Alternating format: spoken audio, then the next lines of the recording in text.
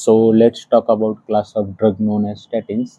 आणि हे स्टॅटिन्स देत असतील तर डॉक्टर तुम्हाला मोस्टली रात्रीच घ्यायला सांगतात. रात्री घ्यायला का सांगतात? आणि हे यूज कुठं करतो आपण? हे यूज करतो मोस्टली एक तर ॲथेरोस्क्लेरोसिस प्रिव्हेंट करण्यासाठी किंवा मायोकार्डियल इन्फेक्शन म्हणजे हार्ट अटॅक आला असेल किंवा स्ट्रोक आला असेल तर त्याच्यानंतर आपण यूज करतो जेणेकरून पुन्हा येऊ नये. हे बॉडीमधले आपले कोलेस्ट्रॉल लेवल रिड्यूस करते. लिव्हरमध्ये एन्झाईम असते HMG-CoA रिडक्टेज, त्याला ब्लॉक करून कोलेस्ट्रॉल लेवल कमी करतं हे, आणि त्यामुळे ह्या गोष्टी होण्यापासून वाचवतं. ते रात्रीच काय घ्यायला सांगते तर आपल्या बॉडीमध्ये जे कोलेस्ट्रॉल बनतं लिव्हरमध्ये तर त्याची पीक ॲक्टिव्हिटी रात्रीच्या टायमालाच असते. त्यामुळे हे ड्रग्ज जर आपण रात्रीच्या वेळेस घेतले, ज्या टायमाला ही ॲक्टिव्हिटी जास्त असते त्या टायमाला मग हे ड्रग्ज घेतल्यानंतर ही ॲक्टिव्हिटी कमी होते आणि कोलेस्ट्रॉल बॉडीमधलं कमी होते.